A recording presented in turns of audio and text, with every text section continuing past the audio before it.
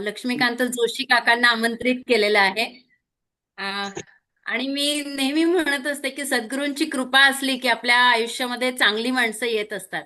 त्याचं एक उत्तम उदाहरण म्हणजे काकांचं माझ्या आयुष्यात येणं. खरं म्हणजे माझ्या पुस्तकाच्या निमित्ताने काका माझ्या आयुष्यामध्ये आले. उलट म्हणायला पाहिजे, मला काकांचा सहवास मिळाला. तर वृत्तीची निवृत्ती हे माझं जे पुस्तक आहे त्याला काकांनी प्रस्तावना लिहिली. ही माझी काकांसाठीची सगळ्यात म्हणजे ओळख असल्याचं म्हणजे विशेष आहे. त्यांनी माझ्या पुस्तकाला प्रस्तावना लिहिली आणि त्याच्यानंतर आमचा संपर्क कायमच येत गेला. आणि काकांची ओळख अशी म्हणून जर करून द्यायची म्हटली तर तसं बघितलं तर काका युनियन बँकेमधून निवृत्त झालेले आहेत, पण ती खरं म्हणजे अशी जुनी जुनी गोष्ट झाली असं म्हणायला हवी. कारण त्याच्यानंतरचा पण आणि आधीचा पण त्यांचा आध्यात्मिक प्रवास इतका मोठा आहे. त्याच्यामुळे त्यांची ओळख करून देताना मला अगदी खरंच सांगायला आनंद वाटतो की अनेक संस्थांवरती काका कार्यरत आहेत. तसंच अनेक सन्मानाने काका सन्मानित झालेले आहेत.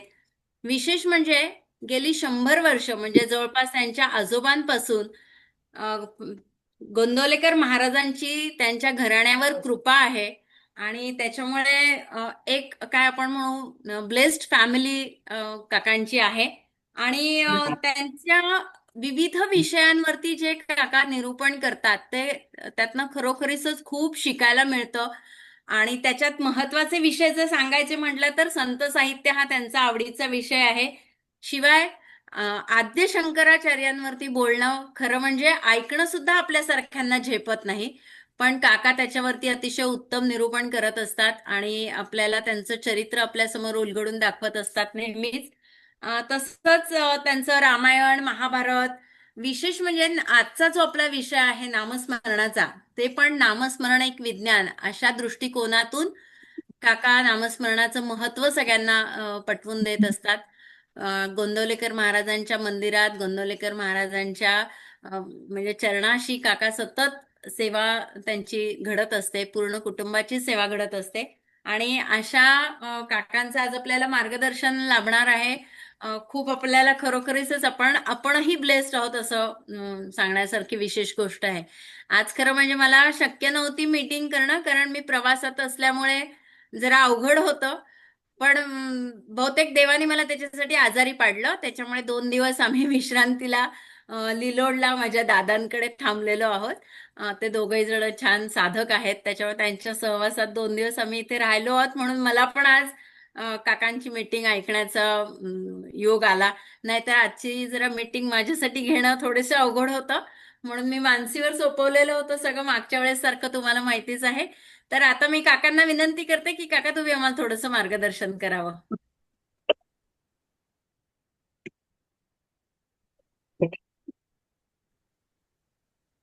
मुखे बोलवी सद्गुरु बुद्धिदाता, अहम भारहा वागवी कोण माथा. जडो भावना रामदासी सदाती, नमस्कार त्या ब्रह्मचैतन्य मूर्ती. सद्गुरुनाथ महाराज की जय. श्रीराम समर्थ. आजचा हा चिंतनाचा भाग कविताताईंच्या नियोजनानं मला यामध्ये सहभागी होता आलेला आहे. तेव्हा प्रथमतः एका चांगल्या सत्संगामध्ये आणि सत्संग प्रेमींच्या बरोबर यापुढचा एखादा तास व्यतीत होणार आहे, हा माझ्या दृष्टीनं एक चांगला योग आहे.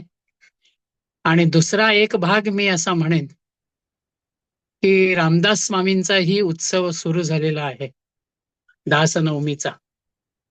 त्यामुळे त्याच रामदास परंपरेमध्येच गोंदवलेकर महाराज आहेत.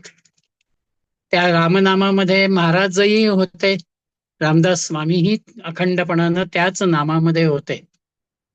त्यामुळं नामाच्या अनुषंगानं हे चिंतन आज एक चांगला योगायोग आपल्या सगळ्यांच्याच दृष्टीनं, माझ्या दृष्टीनं आहे असं मी समजतो. खरं म्हटलं तर विषय आपला आहे नामस्मरण सहज सोपे साधन. आम्हाला खऱ्या अर्थानं मनुष्य जन्माला प्राप्त झाल्यानंतर जीवनामध्ये काही जर प्राप्त करायचं असेल तर श्रेष्ठ अशा रीतीचं आपलं प्राप्तव्य हे भगवत दर्शनाशी निगडीत आहे.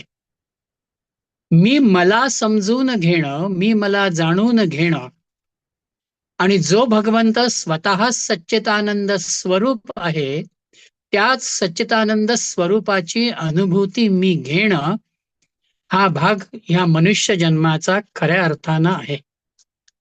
म्हणून शंकराचार्य ही विवेक चूडामणीमध्ये म्हणालेले आहेत की माणसाला 3 गोष्टी ह्या विश्वामध्ये खऱ्या अर्थानं दुर्मिळ आहेत. एक, मनुष्य जन्म म्हणून मला प्राप्त होणं. तो प्राप्त झाल्यानंतर माझ्यामध्ये मुमुक्षुता निर्माण होणं, आत्मकल्याणाचा भाव माझ्यामध्ये तयार होणं आणि सत्संग प्राप्त होणं, महानुभावांचे संगती आपल्याला प्राप्त होणं. या 3 गोष्टी ह्या दुर्मिळ आहेत. म्हणून मनुष्य जन्माला मी आता आल्यानंतर मुमुक्षुत्वाच्या अनुषंगानं माझ्यातलं साधन मला जे साधायचं आहे आणि त्या साधनातून आनंदाची प्राप्ती मला करायची आहे, त्यासाठी नामस्मरणाचा भाव आजच्या कलियुगामध्ये अत्यंत सहज आणि सोपा आहे. भागवतामध्ये उद्धवाला भगवंतांनी सांगितलेलं आहे की प्रत्येक युगाचे काहीतरी एक धर्म आहेत, गुण आहेत. कृतयुग किंवा सत्ययुग ज्याला आपण म्हणतो त्याच्यामध्ये तपाचरणाला जास्त प्राधान्य होतं. म्हणून आपण पुराण ज्या वेळेला वाचतो त्यावेळेला लक्षामध्ये येतं की हजारो वर्ष तपश्चर्या करणारे ऋषी किंबहुना काही असुरही असे होते की जे हजारो वर्ष तपश्चर्या करायचे, भगवंताला प्राप्त करून घ्यायचे, ब्रह्मदेवाला प्राप्त करून घ्यायचे, आशीर्वाद त्याचा प्राप्त करायचा जेणेकरून आपल्याला आपली असुरी वृत्ती दीर्घकाळ या समाजावरती ठेवता येईल. म्हणजे एक प्रकारानं इंद्रियांचा निग्रह करत तपाचरणाला प्राधान्य देणारा भाग हा सत्ययुगामध्ये होता. त्रेतायुगामध्ये यज्ञयागाला जास्त प्राधान्य दिलं. वेगवेगळ्या स्वरूपाच्या यज्ञांचा विचार झाला. द्वापार युगामध्ये सर्व तऱ्हेच्या पूजा विधींचा विचार आला. वेगवेगळ्या पूजा, वेगवेगळ्या यज्ञांचा भाग हा त्या ठिकाणी आला. पण कलियुगामध्ये स्वतः भगवंतानंही म्हटलेलं आहे की इथे नामस्मरण हेच सर्वश्रेष्ठ आणि सोपं साधन आहे. म्हणून नाथ भागवतात नाथ महाराजही 5व्या अध्यायामध्ये म्हणतायत, आवडी करिता हरी कीर्तन हृदयी प्रगटे श्री जनार्दन, त्याहून श्रेष्ठ साधन सर्वथा आन असेना. अत्यंत आवडीनं सहजतेनं आम्ही ज्या वेळेला भगवंताचं नाम घेतो त्यावेळेला तो भगवंत प्रत्यक्ष आमच्या अंतःकरणामध्ये, हृदयामध्ये प्रगट होतो. म्हणून याच्यापेक्षा सहजपणानं भगवंत आमच्या अंतःकरणामध्ये प्रगट होण्याच्या अनुषंगानं नामस्मरण हे आमच्यासाठी आज श्रेष्ठ साधन आहे. आणि म्हणून जे कोणी या कलियुगामध्ये अशा रीतीनं नामसंकीर्तनाला प्राधान्य देतात ते खऱ्या अर्थानं भगवंताच्याही प्रेमाला प्राप्त होतात. म्हणजे एक प्रकारानं सामान्य माणसालाही भगवंताची प्राप्ती जर करायची असेल तर ती त्याला नामामधून करता येते. आजचं आपल्या प्रत्येकाचं जीवन जर आपण बघितलं तर ते अनेकविध प्रश्नांनी ग्रस्त झालेलं आहे. व्यक्ती असू दे, परिस्थिती असू दे, आमच्या समोर जे जे म्हणून काही प्रश्न येतात त्या प्रश्नांच्या गुंतवण्यामध्ये, त्या गुंतिणीमध्ये आम्ही पूर्णपणानं व्यग्र होतो. एक प्रश्न आपण सोडवायला जावा तर त्याच्यातनं दुसरा प्रश्न निर्माण होतो. बरं, प्रत्येकाची आज धडपड कशासाठी आहे? ती आनंदासाठी आहे, सुखासाठी आहे. म्हणून सकाळपासून रात्रीपर्यंत आपण प्रत्येक जण काही ना काहीतरी करतो की जेणेकरून मला सुख मिळेल. पण खरा आनंद कुठे आहे? मला जास्त पैसे मिळाले म्हणजे मी आनंदी होतोय का? सुखाची सगळी साधनं मी निर्माण केली, प्राप्त केली म्हणून मी आनंदी होतोय का? तर नाही. ज्याच्याजवळ कोट्यावधी रुपये आहेत, तो असा विचार करतो की आज जेवढे पैसे आहेत त्याच्यात वाढ कशी होईल. ज्याच्यामध्ये बलसंपन्नता आहे तो बलसंपन्नतेच्या आधारानं म्हणतो की माझ्या बळावरती मी हे मिळवीन ते मिळवीन. म्हणजे समाधान ज्याला म्हणावं, तो समाधानाचा आनंदाचा खरा भाव हा आम्हाला दृश्यामधल्या वस्तूंच्या अनुषंगानं गोष्टींच्या अनुषंगानं मिळत नाही. म्हणून खरा आनंद जर कुठे असेल तर तो आपल्या समाधानी वृत्तीशी निगडीत आहे. मी किती समाधानी आहे, मी किती शांत आहे, मी किती प्रसन्न आहे, याच्यामध्ये खऱ्या अर्थानं आनंदाचा भाव येतो. आणि ही अंतःकरणामधली मनाची एक भूमिका तयार करणं ज्याला आपण म्हणू, ती मनाची भूमिका नामाच्या आधारानं आपल्यामध्ये तयार होत असते. म्हणून अगदी नामस्मरणाच्या समासामध्ये दासबोधात समर्थांनी पहिलीच ओवी दिलेली आहे. स्मरण देवाचे करावे, अखंड नाम जपत जावे, नामस्मरणे पावावे समाधान. मला देवाचं स्मरण करायचं आहे म्हणजे मी काय करायचं? नामाचा विचार करावा, नामस्मरणाचा भाव माझ्या अंतःकरणामध्ये मी निर्माण करावा. आणि हे नामस्मरण करून मला काय मिळणार आहे? समाधान. म्हणजे मी खऱ्या अर्थानं समाधानी होणं, शांत राहणं, प्रसन्न राहणं, आनंदी राहणं, हा भाव नामस्मरण आमच्यामध्ये निर्माण करतं. हे नामस्मरण कसं आहे? तर ते सर्वांना करता येण्यासारखं आहे. सर्व मध्ये सगळेच येतात. स्त्रिया येतात, पुरुष येतात, लहान येतात, वृद्ध येतात, ज्ञानी येतात, अज्ञानी येतात, सशक्त येतात, अशक्त येतात. ज्याला ज्याला म्हणून भगवंताचं नाम घ्यायचं आहे तो प्रत्येक जण या ठिकाणी नामस्मरण करू शकतो. हे नामस्मरण करत असताना एखादा यज्ञ करायचा आहे, एखादी तीर्थयात्रा करायची आहे, मी स्वाभाविकपणानं माझं घर सोडतो, प्रपंचाच्या काही जबाबदाऱ्या मी बाजूला ठेवतो आणि तीर्थयात्रेला जातो. एखादा यज्ञयाग करायचा असेल तर काही साहित्याची जमवाजमव मी करतो, त्यासाठी वेळ बघतो, पुरोहित बघतो, मग मी करतो.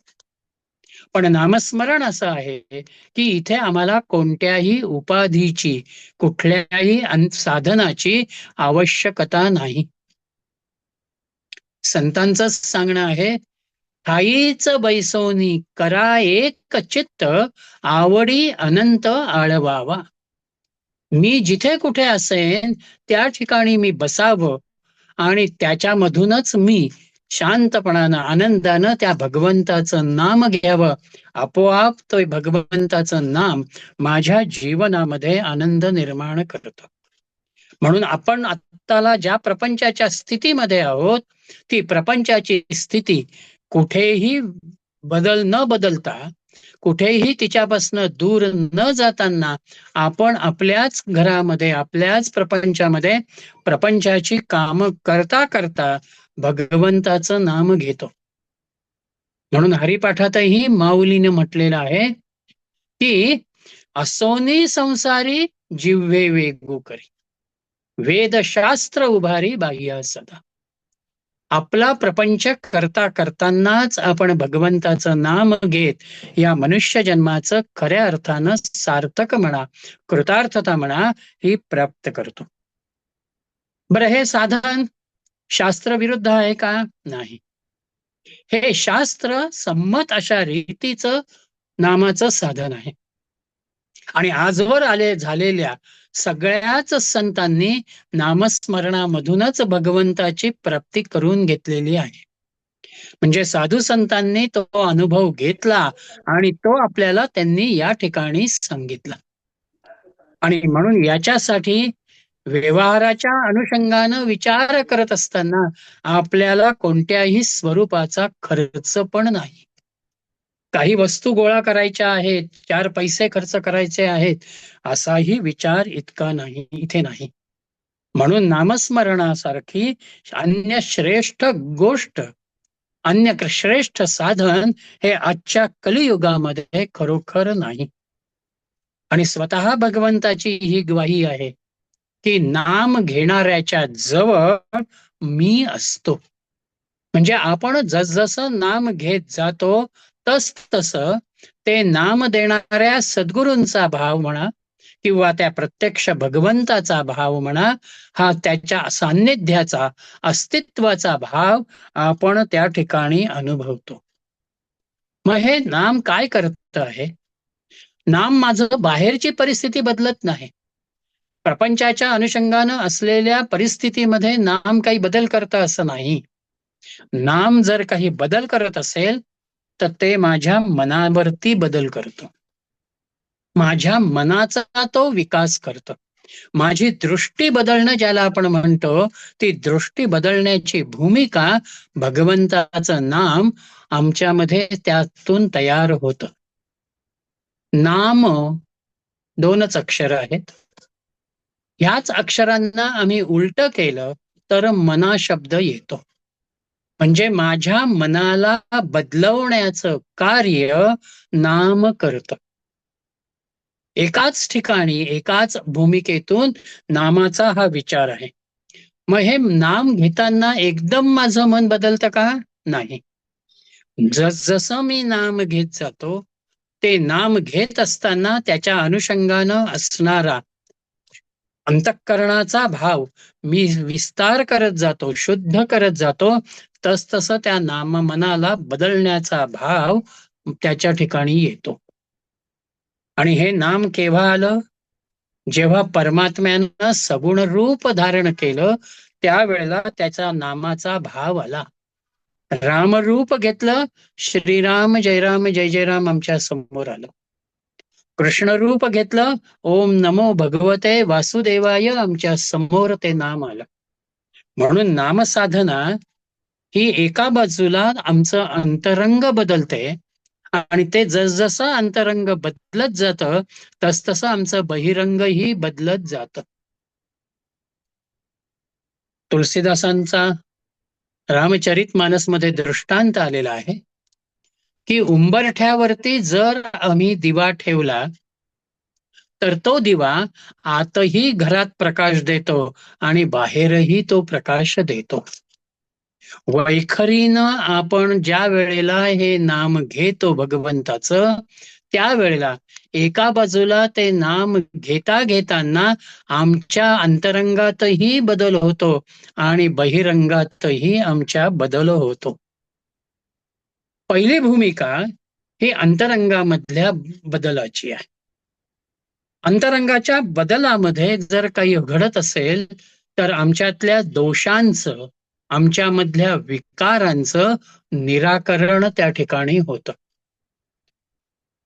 जे विकार आतापर्यंत माझ्यामधून व्यक्त होत होते, त्याच्या आधारानच मी माझा व्यवहार करत होतो, ते विकार माझ्यासाठी घातक आहेत, ते दोषयुक्त आहेत, अशा रीतीचा एक भाव मनामध्ये येतो.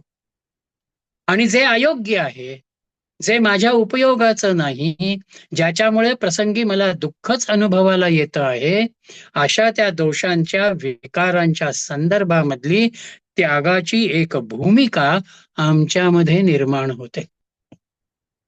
गोंदवलेकर महाराजांनीच दृष्टांत दिलेला आहे की बिळामध्ये साप पोचलेला गेलेला आहे. आम्हाला कळलेलं आहे की इथे साप आहे. सुरुवातीला आपण तिथे काठी ढोसतो, अन्य काही प्रयत्न करतो, पण तो साप तिथे बाहेर येत नाही. मग त्याला त्या ठिकाणी गरम पाणी केलं जातं आणि ते गरम पाणी, उकळतं पाणी ज्या वेळेला त्या बिळामध्ये टाकलं जातं, त्यावेळेला त्या पाण्याच्या धगीनं तो साप वळवळत बाहेर येतो. जसं भगवंताचं नाम आमच्या अंतःकरणामध्ये शिरायला लागतं, आमची नित्याची नामाची भूमिका तयार होत जाते, तसतसं आमच्यामधले हे विकार आमच्यामधून त्या सापासारखे बाहेर पडायला लागतात. हे नामाचं सामर्थ्य. ही नामाची धग ज्या वेळेला विकारांपर्यंत जाऊन पोचते, दोषांपर्यंत जाऊन पोचते, त्यावेळेला त्या दोषांकडे बघण्याचा आमचा भूमिकेचा एक भाव तयार होतो आणि त्या दोषांना त्यागणारी भूमिका मनाच्या शुद्धीकरणामध्ये येते. अंतःकरणाच्या अनुषंगानं दुसरा भाग असा येतो की प्रपंच म्हटल्यानंतर प्रपंचामध्ये आघात आहेत, काही विपरीत घटना आहेत, मान अपमान आहेत, अत्यंत जवळच्या व्यक्तींचं जाणं आहे.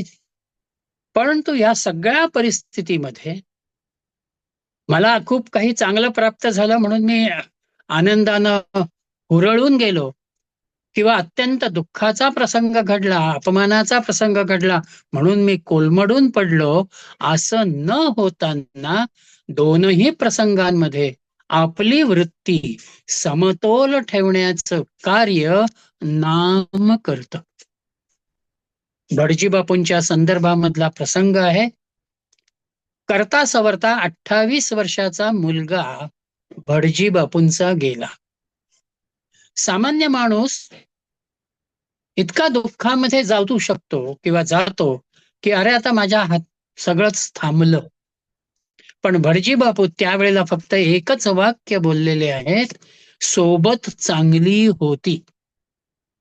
त्यानंतर पुढे पुन्हा आपला मुलगा गेलेला आहे ही भावनाच त्यांच्या समोर नव्हती. तर जे निसर्गाशी निगडित आहे, जे ह्या कालचक्राचा घटक आहे, ते मला स्वीकारायचं आहे आणि त्याच्यातूनच मला पुढे जायचं आहे, ही मनाची एक धारणा, आलेल्या प्रसंगाला स्वीकारणं, आलेल्या परिस्थितीला स्वीकारणं, हा भाग नामातून आमच्यामध्ये येतो. बरं, कोणी आपला अपमान करतं, त्या अपमानाकडे सुद्धा आपण दुर्लक्ष सहजतेनं करावं आणि तो विषयच आपल्या मनामध्ये न ठेवणं, हे नामामधून साध्य होतं. गौतम बुद्ध साधना करत बसलेले होते आणि एक निंदक त्या ठिकाणी आला आणि त्यानं खूप निंदा बुद्धांची केली. बुद्ध अत्यंत शांत होते. 10-15 मिनिटाचा कालावधी गेला आणि शेवटी त्या निंदकालाच असं वाटलं की आपण दमलो आहोत, आपण आता इथून निघावं. म्हणून निंदकानं बुद्धांना असं म्हटलं की मी आता निघतो, मी एवढा वेळ तुमची निंदा केली, तुम्ही काहीच प्रतिक्रिया दिली नाहीत. बुद्ध तिथे एवढंच म्हणालेले आहेत, तू आणलेली वस्तू माझ्या उपयोगाची नाही, तू ती घेऊन जा. इतक्या सहजपणानं बुद्धांनी शांतपणानं आपलं उत्तर दिलं आणि तो माणूस निंदक निघून गेला. नाम जे आपणल्यावरती परिणाम करतं की ते आमच्या एकूणच भूमिकेला एका समतोल वृत्तीमध्ये आणतं. देहाची सुखदुःख ही देह म्हटल्यानंतर तिथे येणार आहेत. वातावरणाचा परिणाम जसा आपल्या देहावरती होतो, तशी देहाची सुखदुःख ही त्या ठिकाणी येतात. पण त्या सुखदुःखांच्याकडे अत्यंत सहजतेनं बघणं, ठीक आहे, ही भावना त्याच्यामध्ये असणं, हा नामामधून येणारा भाग आहे. किंबहुना त्या देहाचा विषयच ह्या अधिक नामामध्ये रंगलेल्या महानुभावांच्या जीवनामध्ये असतो. जेवायला मिळालं, जेवण करतील, नाही मिळालं तरीही ते कुरकुर करणार नाहीत. आला दिवस ही भगवंताची इच्छा, पाणी मिळालं पाणी पितील, ते नाही मिळालं म्हणून त्या ठिकाणी काही तक्रार आहे हा भावही नाही. आणि विकार जसजसे क्षीण होत जातात, तसतसं देहाविषयीची उदासीनताही येते आणि ती उदासीनता आल्यानंतर हा देह पूर्णपणानं प्रारब्धाच्या अधीन सोपवणारी एक भूमिका आपल्यामध्ये तयार होते. प्रारब्धाचा विचार आपण ज्या वेळेला करतो त्यावेळेला 6 गोष्टी प्रारब्धाच्या अनुषंगानं येतात. एक आपलं शरीर. आपण कसं शरीर धारण करावं हे आपल्या हातामध्ये नाही. स्त्री म्हणा किंवा पुरुष म्हणा, हे मी ठरवू शकत नाही.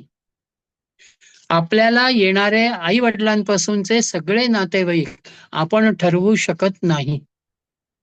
आपल्याला प्राप्त होणारं आयुष्य इतकं असावं असं आपण म्हणू शकत नाही. आपल्याला येणारा मृत्यू हा केव्हा येईल, कुठे येईल, आपण ठरवू शकत नाही. जीवनामध्ये मला किती टक्के सुख हवं, किती टक्के दुःख हवं, आपण नाही म्हणू शकत, ठरवू शकत.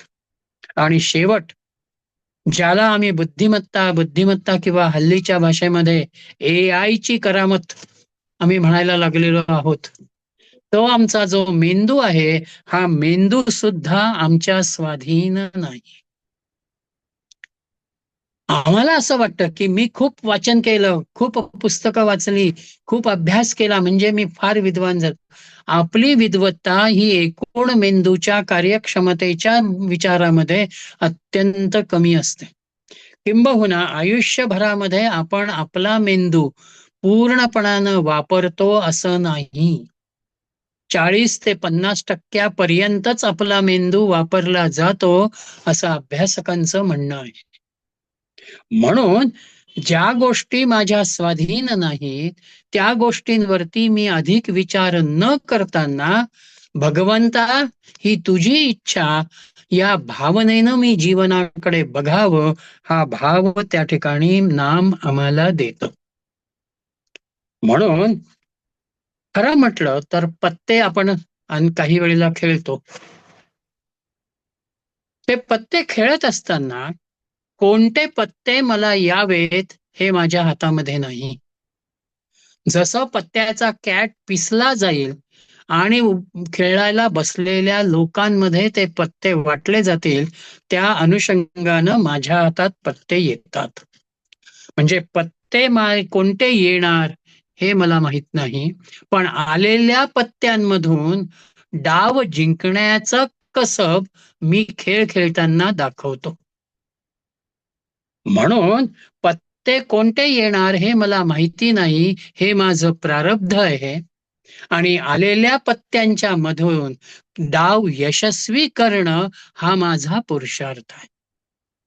मला प्राप्त झालेला नरदेह हा प्रारब्धाशी निगडीत आहे, पण त्या नरदेहामध्ये नामाच्या साधनेमधून उत्तमता मी प्राप्त करणं, भगवंताला आत्मसात करणं, त्या आनंदानं मी परिपूर्ण होणं, हा माझ्यासाठी पुरुषार्थ आहे. नामस्मरणानं हा जीवनाचा डाव जिंकण्याची एक भूमिका आपल्यामध्ये तयार होते. आणि हे फक्त आपल्याला या मनुष्य जन्मामध्येच शक्य आहे. बाकी अन्य कोणत्याही प्राणी जीवनामध्ये, पक्षी जीवनामध्ये, जलचर जीवनामध्ये, अन्य कुठल्याही योनीमध्ये हे शक्य नाही. कारण तसा विचार केला तर बाकीच्या योनी आणि आपण याच्यामध्ये 4 गोष्टी समान आहेत हे आपल्याला माहिती आहे.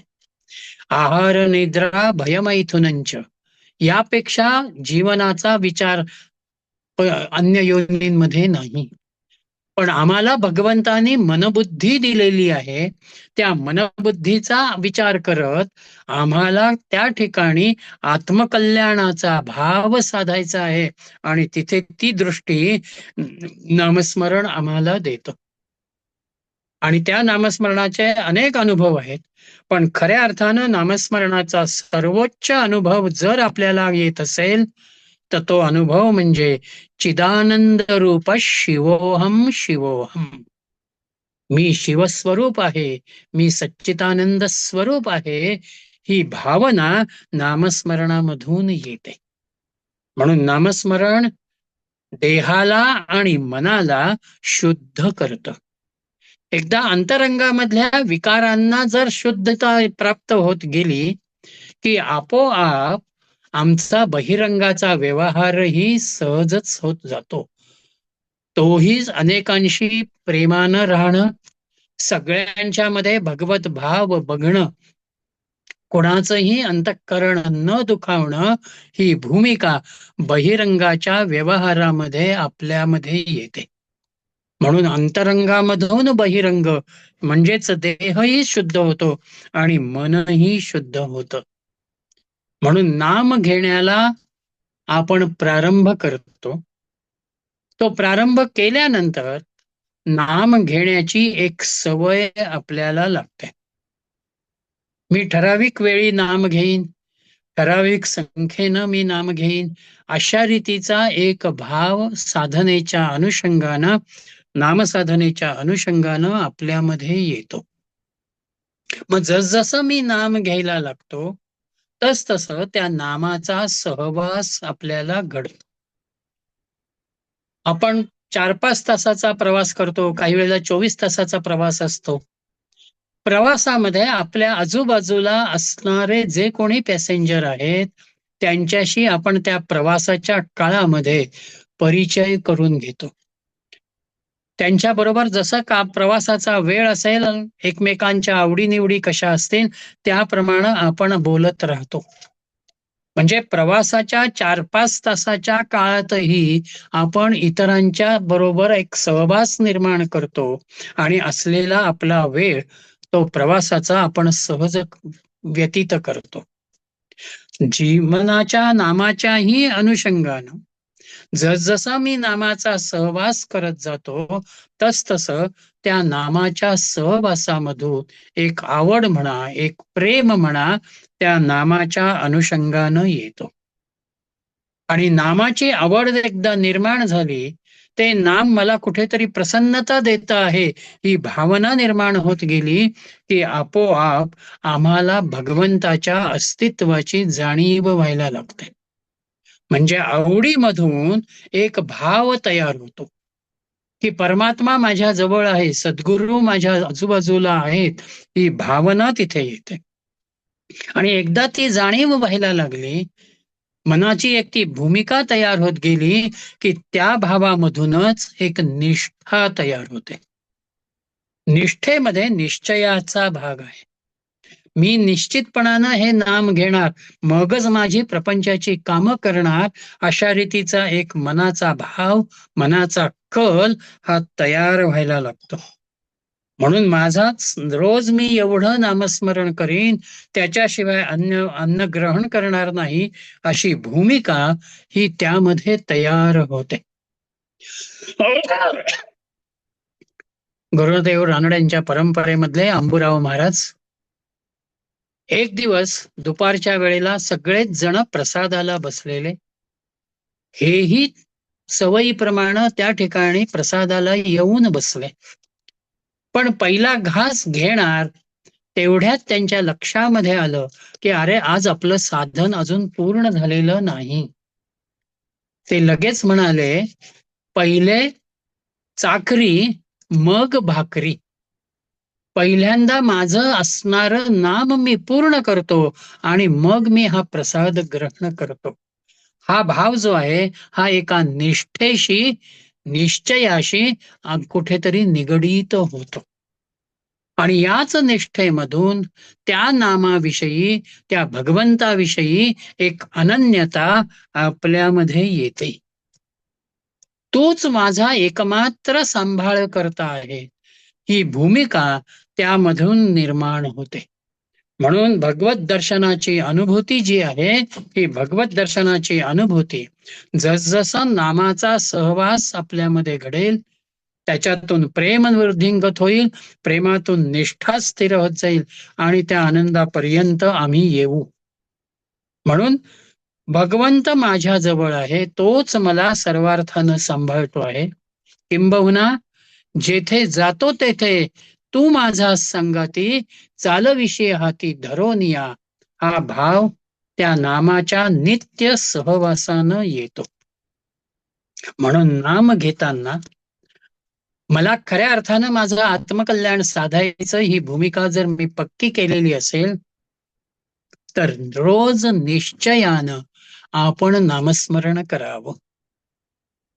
मग एक तर 1 तासाचा वेळ असेल, 1.5 तासाचा वेळ असेल, 3 तासाचा वेळ असेल, काहीतरी वेळेची एक निश्चिती करावी.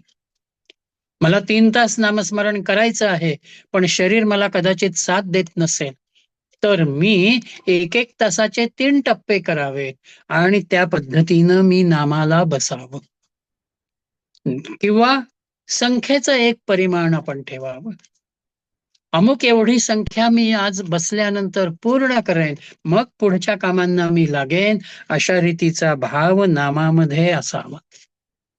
ही सवय लागण्यासाठी कदाचित आपण दिवसभराचा जर विचार केला, तर सकाळी उठल्यानंतर आपलं चहा घेणं वगैरे जे काही सकाळचं असेल ते झाल्यानंतर आपण 1000चा जप करावा. मग आम्हाला कुठे फिरायला जायचंय, मॉर्निंग वॉक आहे, अमुक आहे, ते सगळं आम्ही करावं. स्नान करावं. स्नानानंतर पुन्हा 1000चा जप करावा. आमचा उपहार असेल, सकाळचा ब्रेकफास्ट असेल, त्यावेळेला 1000चा जप करावा. दुपारच्या जेवणाच्या वेळेला आम्ही 1000चा जप करावा. संध्याकाळी आमची कार्यालयीन कामं पूर्ण केल्यानंतर आम्ही घरी येतो, त्यावेळेला 1000चा जप करावा. रात्रीच्या जेवणानंतर किंवा जेवणाच्या आधी जपाची सवय ठेवावी. त्यामुळं एक प्रकारची मनाची एक बैठक तयार होते आणि झोपतानाही जर आम्ही नामस्मरण करत झोपलो, तर सकाळी उठतानाही पुन्हा आम्हाला नामाचं अनुसंधान, नामाचं स्मरण आपोआप कायम राहतं. अशा रीतीनं आम्ही आमच्या प्रपंच कर्माला नामाची जोड देत गेलो, तर एका बाजूला नामही होतं आणि प्रपंचाचं काम आपण जे करतो आहोत, त्या कामालाही एक सात्विक भाव ज्याला म्हणतात, एक संस्कार ज्याला आपण सात्विक संस्कार म्हणू, तो नामाचा संस्कार आपोआप त्या नामाला च्या अनुषंगानं तयार होतो. आणि एकदा आपल्याला नामामध्ये राहायचं आहे म्हटल्यानंतर, किंवा ते नाम माझ्या हिताचं आहे, ही मानसिकता मी तयार केल्यानंतर, त्या नामाच्या संदर्भामधल्या संशयाला आपण निर्माण करू नये. हा, नाम घेत असताना, नाम घेतल्यानंतर मनामध्ये जर खरोखर प्रामाणिक शंका असतील, तर त्या प्रामाणिक शंकांचं निरसन जरूर करावं. पण त्या सगळ्या शंकांचं निरसन करत असतानाही नामाची असणारी मानसिकता ही कुठेही आपण त्या ठिकाणी बिघडू देऊ नये. नामसाधनेचा जर विचार आपण केला, किंवा नामसाधनेची 2 अंग किंवा 2 चाकं आपण म्हणून म्हटली, तर एक आहे सावकाश आपली नामसाधना असावी आणि त्याचबरोबर स्थिरत्वाचा, ध्येयनिष्ठेचा भागही त्या नामसाधनेमध्ये असावा. त्याचबरोबर नामाच्या अभ्यासाला अधिक प्रगत करण्याच्या अनुषंगानं दिवसभरामध्ये का होईना, आठवड्यातून काही वेळ का होईना, आम्ही मौनाचा आणि एकांताचा विचार करावा. आम्ही जर आमच्या वाणीला अनावश्यक गोष्टी बोलण्यापासून परावृत्त केलं, तर आपोआप आपली बोलण्याची असणारी जी शक्ती आहे, ती शक्ती खर्च न होताना ती संग्रहित होते. म्हणून मौनाला जे प्राधान्य साधनेमध्ये दिलं गेलंय, त्याचा भावच हा आहे की मौनामुळं आपण हळूहळू आपल्या आत्मस्वरूपाकडे वळतो, अंतरंगाकडे वळतो. ती जाणीव आपल्यामधली अधिक सजग होत जाते. आणि एकांत ह्याचा अर्थ असलेली बाहेरची सगळीच अवधानं हळूहळू आपल्यापासनं आपल्याला बाजूला करता आली पाहिजेत. थोड्या वेळासाठी का होईना, मी हे सगळं बाजूला केलेलं आहे आणि मनामध्ये, माझ्या विचारांमध्ये, वृत्तीमध्ये मी एकच भगवंताचं नाम ठेवलेलं आहे. एकाचाही अंत, त्याला एकांत म्हणतात. एकमात्र परमात्म्याशी मला निगडीत होण्यासाठी माझ्यातला मी जो आहे, त्या मीला जर मला पूर्णपणानं बाजूला करायचं असेल, तर त्या एकाचा अंत हा नामामधून येतो. कारण नाम मी भगवंताचं घेतोय म्हटल्यानंतर तो भगवंतच माझ्या समोर असतो, अन्य काहीही त्या ठिकाणी येत नाही. आणि म्हणून अगदी प्रामाणिकपणानं 24 तासाचं आपलं निरीक्षण आपण करावं. 1 दिवस असेल, 2 दिवस असेल, 4 दिवस असेल, आपल्या दिनक्रमाचं 24 तासाचं आपण निरीक्षण करावं. आणि त्या निरीक्षणामध्ये आपण जर असं लक्षामध्ये घेतलं, की अरे माझा अनावश्यक वेळ कुठे जातो आहे, किती जातो आहे, तर आपल्या लक्षामध्ये येईल, की माझा एवढा वेळ अनावश्यक गेलेला जातो आहे. मग हा अनावश्यक जाणारा वेळ हा आम्ही नामस्मरणाकडे वळवला तर आमचं साधनही होतं आणि वेळही खऱ्या अर्थानं सत्कारणी लागतो. त्याचबरोबर जे नाम आपण घेतो त्या नामामधून आनंदाचाच एक भाव आपण गृहीत धरावा. नाम आम्ही जर प्रपंचाच्या साठी विचारात घ्यायला लागलो तर ते नामस्मरण हे सकाम नामस्मरण होईल. मनामध्ये प्रपंचातल्या अमुक एक गोष्टींची पूर्तता व्हावी म्हणून मी हे नाम घेतो असा भाव जर आपण घेतलात तर त्या नामानं खऱ्या भगवत दर्शनापर्यंत आपण पोचू शकत नाही.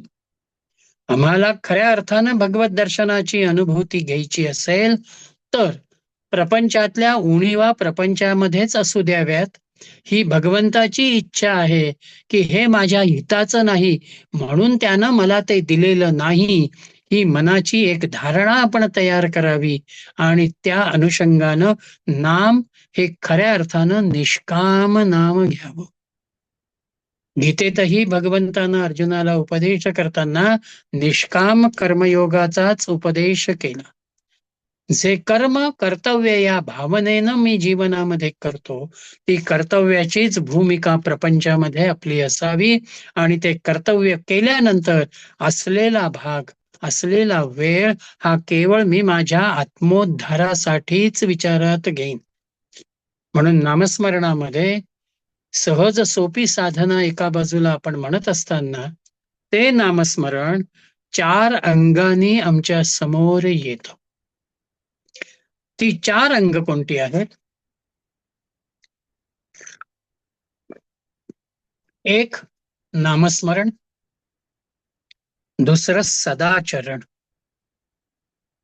तिसरं शुद्ध अंतःकरण आणि चौथी गोष्ट भगवंताला शरण जाणे. नामस्मरण हे एक प्रकारानं माझ्या अंतरंगाला बदलत आहे आणि भगवत भाव माझ्यामधला अधिक सतेज करतो आहे.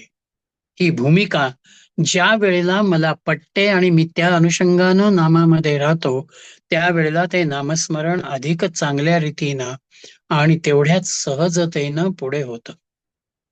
पण एका बाजूला मी नामस्मरण करतो आहे आणि दुसऱ्या बाजूला मी अयोग्य वर्तन करत असेल तर ते नाम त्या ठिकाणी सात्विकतेच्या अंगानं माझ्या उपयोगाला येत नाही.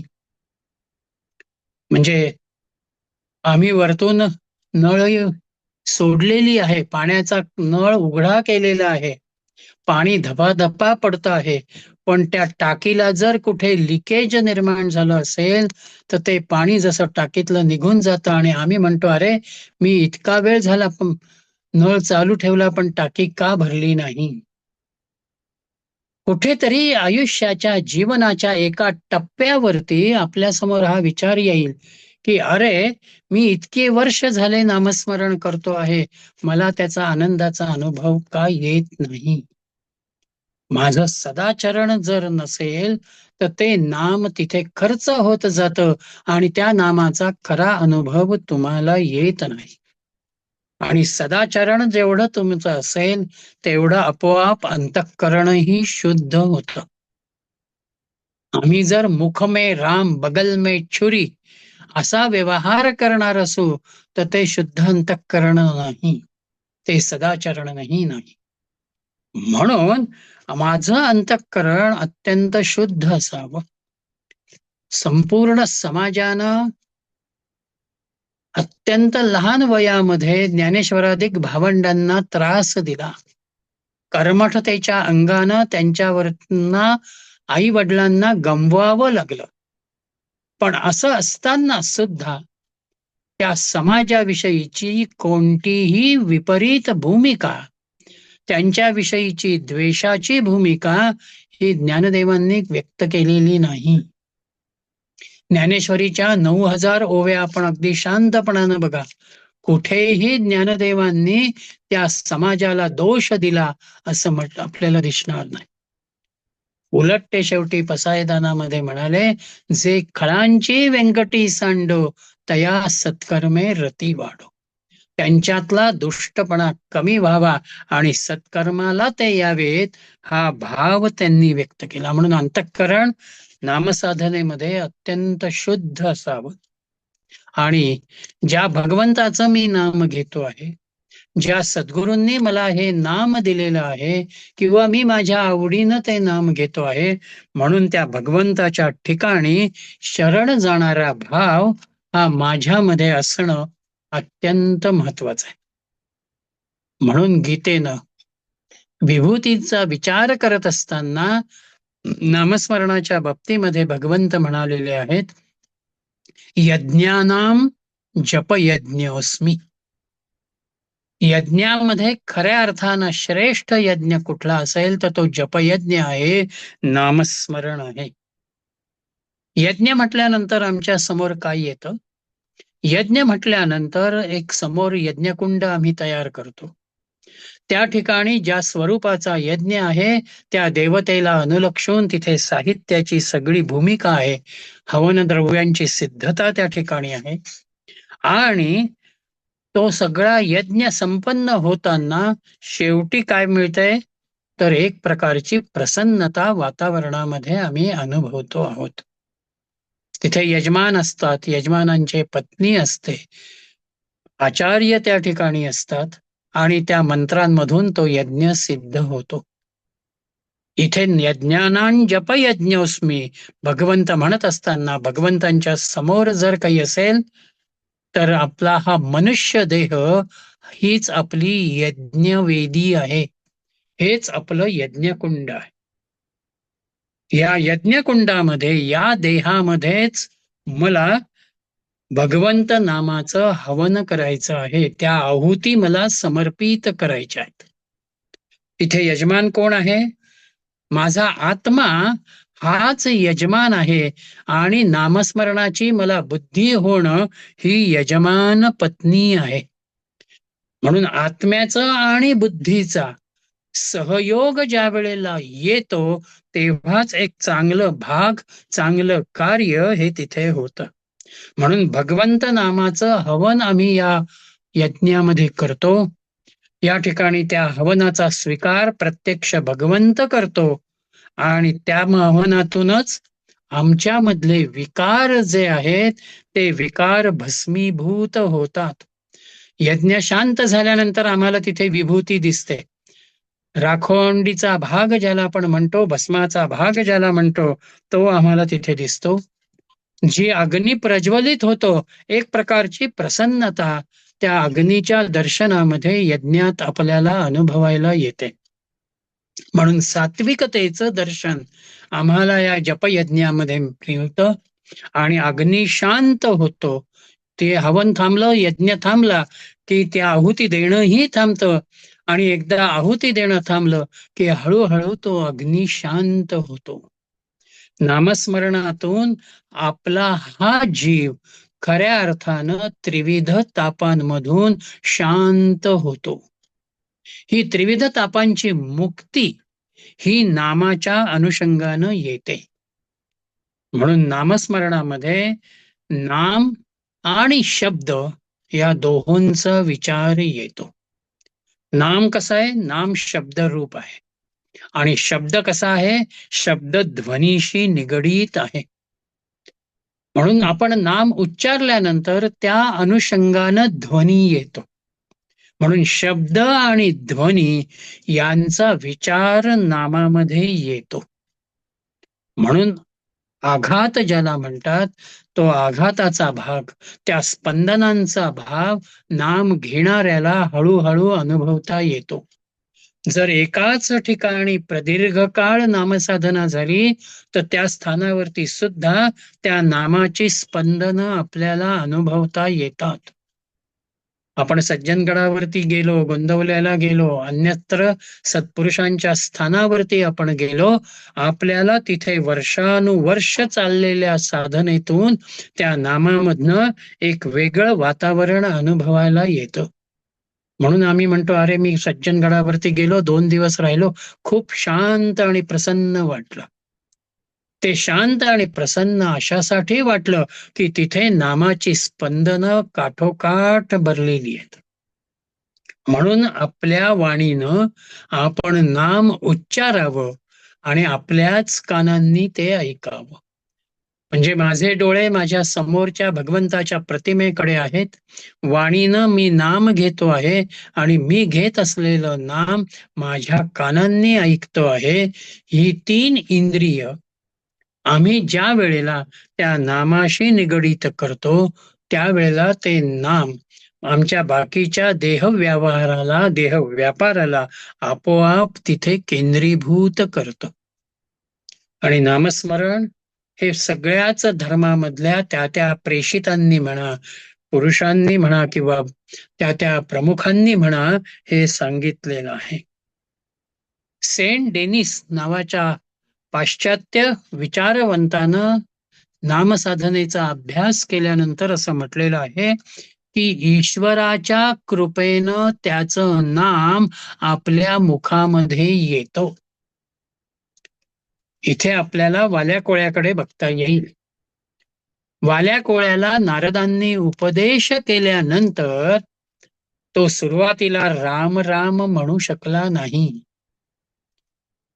त्याने मरामराच म्हटलं आणि मग कुठेतरी तो राम राम राम म्हणत आला आणि वाल्याचा वाल्मिकी झाला.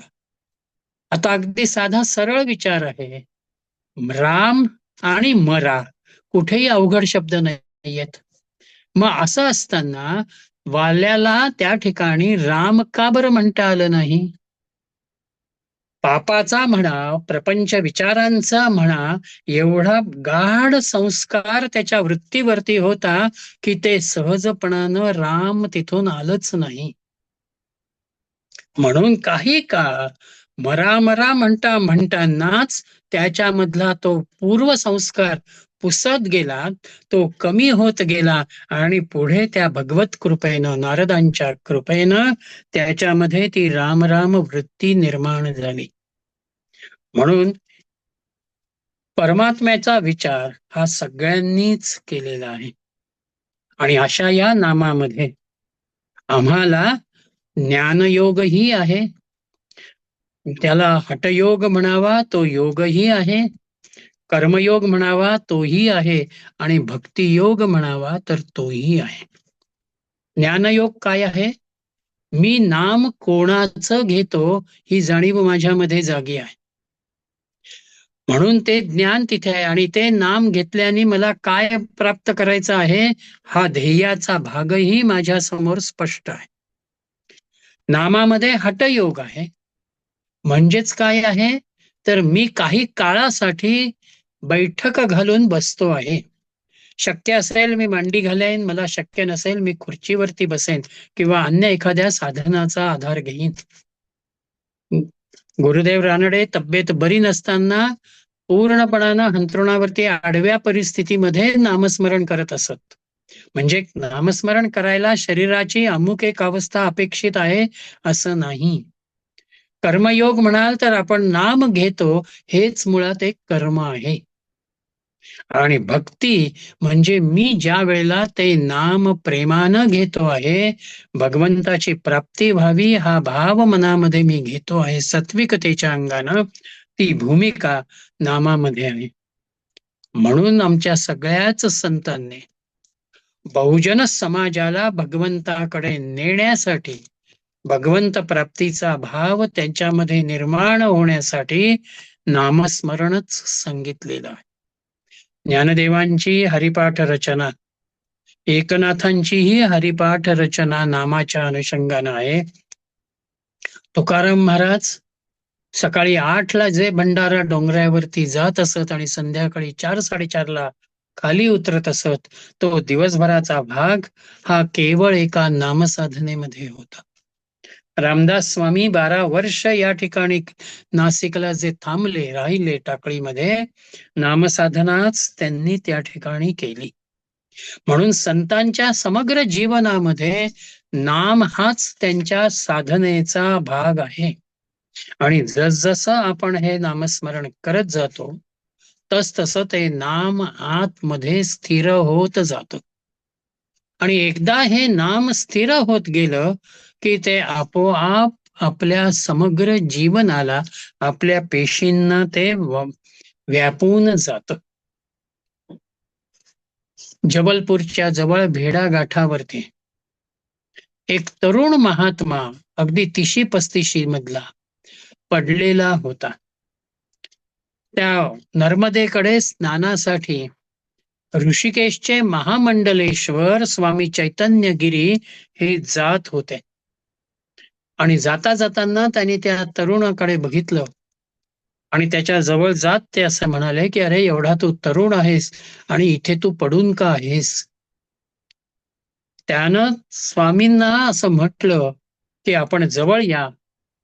आणि ते जवळ आल्यानंतर त्यानं स्वामींच्या कानावरती त्या तरुणानं आपला हात ठेवला. तो हात कानाला स्पर्श झाल्याबरोबर स्वामी चैतन्यगिरींनी प्रत्यक्ष भगवंताचं नाम ऐकलं. मग ते पायाकडे वळले, तिथे त्यांनी कान लावले, त्यांना तिथेही नाम ऐकू आलं. जसजसं नामस्मरण आपण करत जातो, तसतसं ते नाम तुमच्या पेशींपर्यंत पोचतं. आणि एकदा ते पेशींपर्यंत पोचलं की ते नाम तुमच्या समग्र देहाला व्यापतं. तुम्ही खऱ्या अर्थानं नामरूप होऊन जाता. गोंदवलेकर महाराजांचे शिष्य ब्रह्मानंद महाराज, त्यांची आठवण आहे की रामनवमीच्या उत्सवाला आदल्या दिवशी संध्याकाळी खव्याचा गोळा घेऊन ब्रह्मानंद महाराज आणि बाकीची काही मंडळी पेढे करण्यासाठी त्या ठिकाणी बसलेली होती. प्रत्येक जणच आपल्या परीनं पेढा हातावरती तयार करत होता आणि त्या परातीमध्ये टाकत होता. 5 मिनिटानंतर एकाच्या असं लक्षात आलं की ब्रह्मानंद महाराज जो जो पेढा टाकताहेत, त्या प्रत्येक पेढ्यावरती श्रीराम ही अक्षरं उमटत आहेत.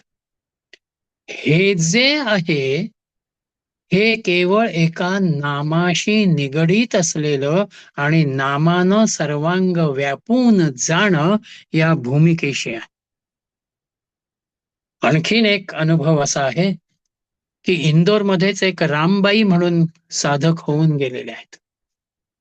त्यांनी 13 कोटी जप पूर्ण केला पहिला संकल्पाचा, आणि त्याच्यामधून त्यांच्यामध्ये नाम एवढं मुरत गेलं की पुढे त्या बराच काळ अखंड जपामध्ये, नामामध्ये राहत असत.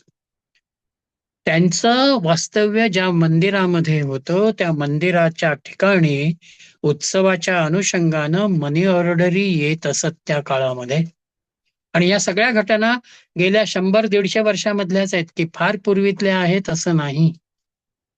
त्या मंदिरासाठी मनी ऑर्डरी ज्या येत असत, त्याची मनी ऑर्डर मिळाल्याची जी सही आपण करतो, तिथे या रामबाईंना सही करता येत नव्हती, म्हणून त्या अंगठा द्यायच्या.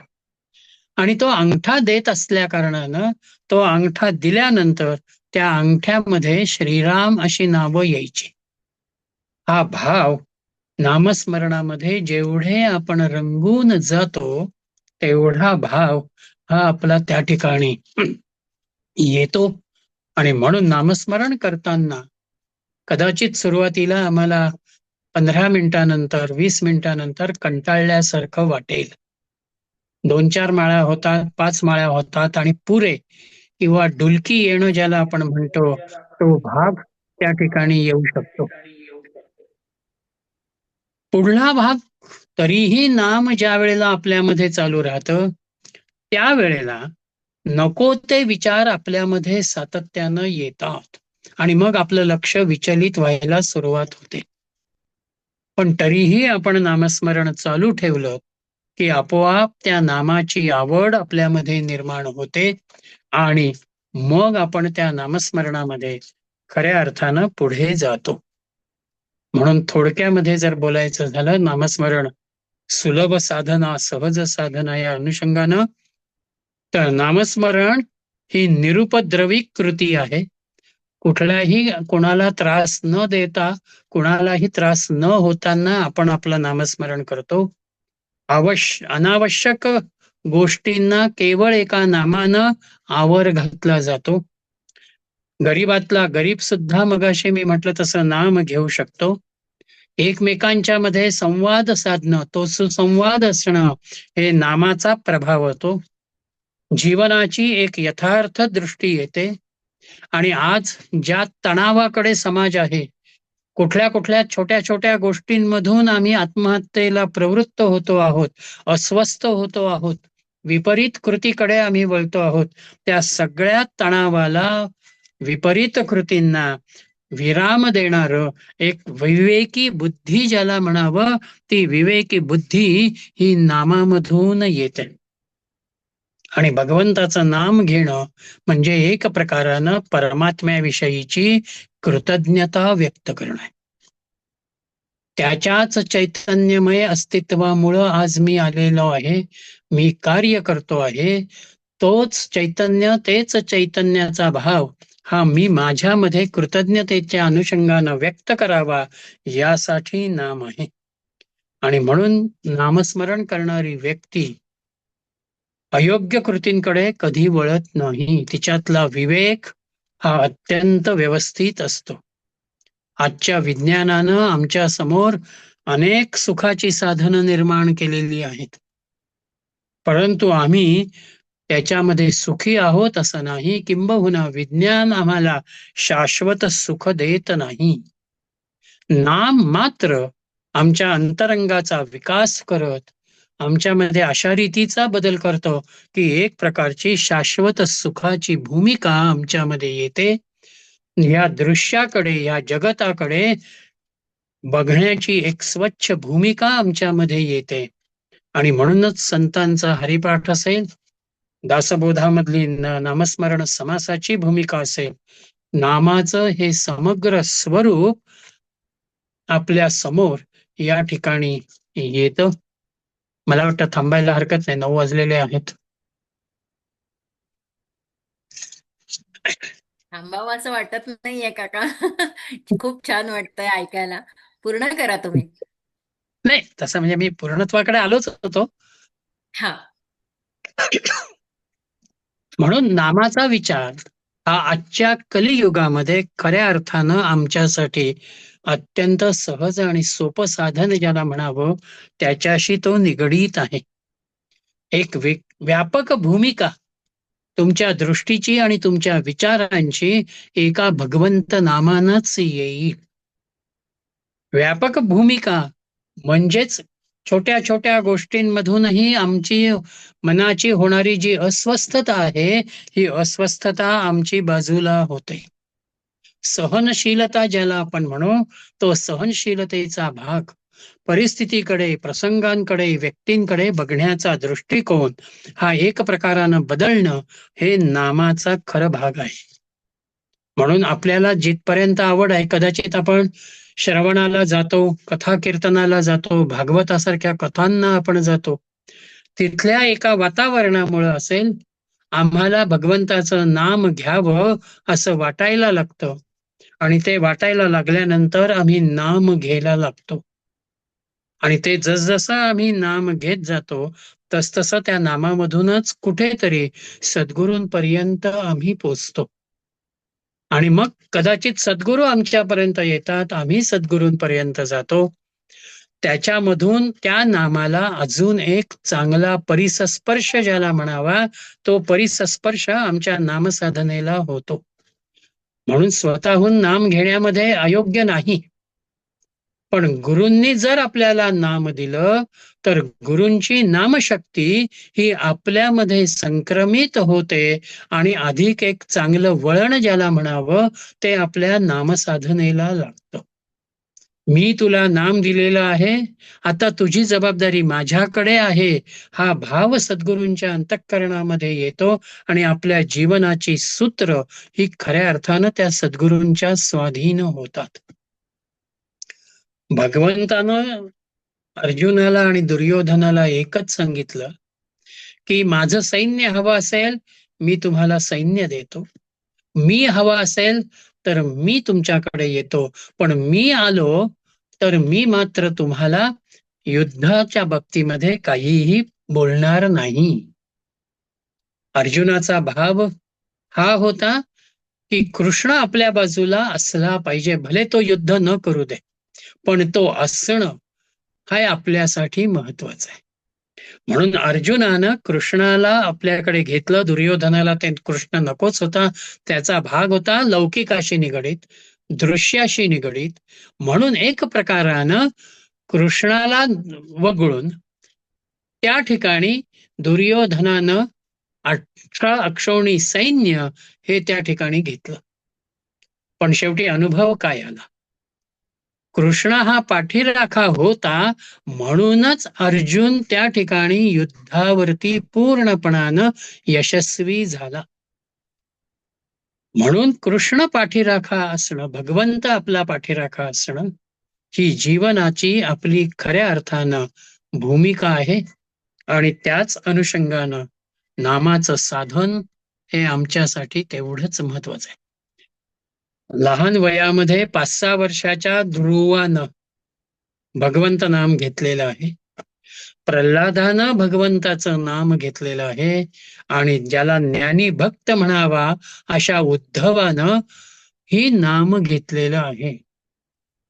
त्या प्रत्येकाला त्या नामाचा अनुभव मिळालेला. म्हणून नाम अमुक वयातच घ्यावं असं कुठेही नाही.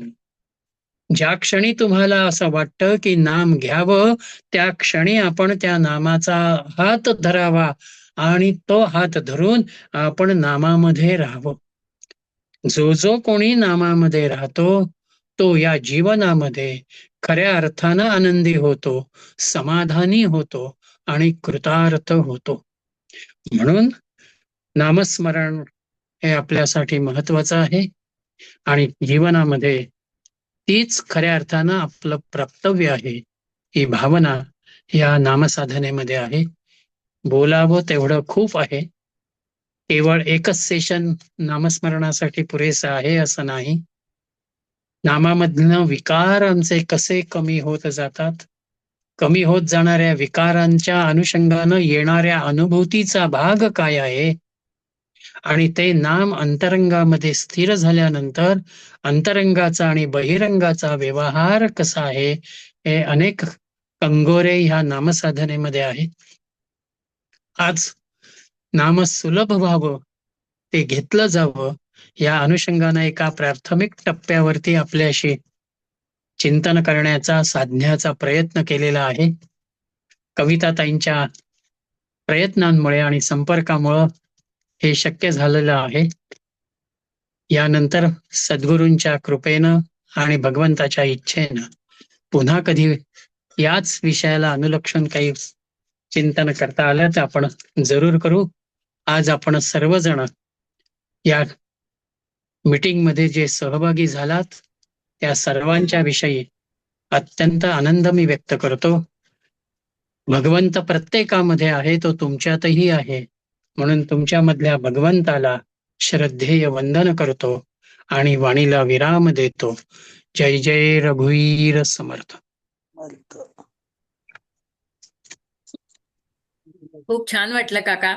म्हणजे मी मगाशी सुरुवात करतानाच सांगितलं की आज मला ही मीटिंग करण्याकरता आजारी पडलं श्रीरामाने, आणि मला तुमचा लाभ घेता आला.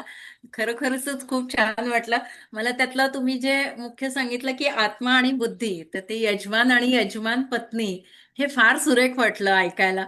आणि तुम्ही जो सांगितलं की प्रत्येक जागेवरती काही ना काही स्पंदनांचा अनुभव येत असतो, तर आता परिक्रमेत मी तो अनुभव वारंवार अनेक ठिकाणी घेत आहे. कारण मी दादांबरोबर जिथे जिथे जाते ते त्यांनी मला अगदी आतपर्यंत म्हणजे जिथे खरीखुरी तपस्या घडते अशा आश्रमांपर्यंत आम्हाला नेलं. त्याच्यामुळे आम्हाला आता तो हो तुम्ही जो सांगताय तो अनुभव आम्ही आता अगदी साक्षात घेतो आहोत. आणि तुम्ही जे मुख्य सांगितलं की नामस्मरणाने सद्गुरूंची प्राप्ती होते. तर हा पण एक अनुभव माझा स्वतःचा आहे. पण मी सगळ्यांसाठी म्हणून तुम्हाला असं विचारते की सद्गुरूंची प्राप्ती जर नसेल झालेली तर मग काय नामस्मरण करावं? म्हणजे सगळ्यांच्या वतीने पहिला प्रश्न मी विचारते, मग आपण बाकीच्यांना बोलतं करूया. बर. हा. नाही, मी मगाशी म्हटलं तसं की काही वाचन आपण करतो, काही श्रवणाला आपण जातो, त्यावेळेला ते नाम घेण्याची एक प्रेरणा अंतःकरणामध्ये निर्माण होते.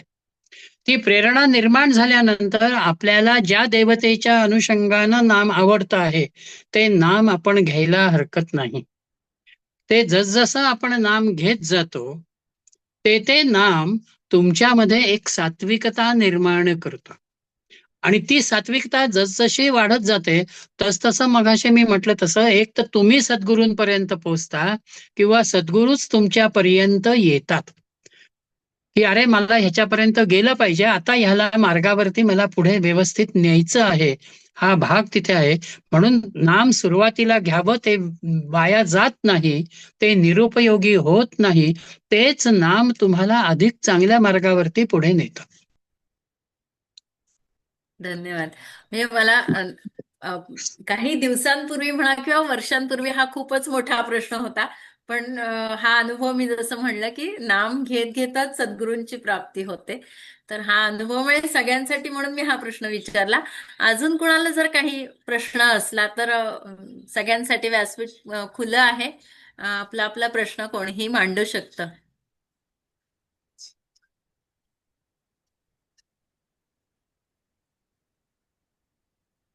कोण?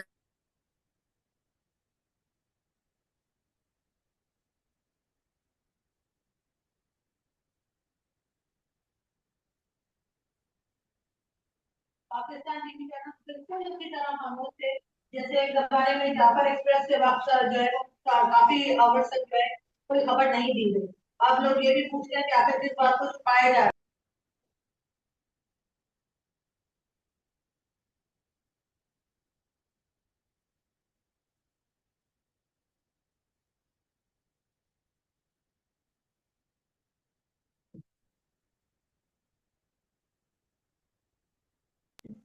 वही एक तरह की स्टेटमेंट है गवर्नमेंट को प्रति नहीं जा रहे हैं और जो आप ये समझ लेते हैं कि नुकसान हुआ है इसके हुआ है वहीं तक।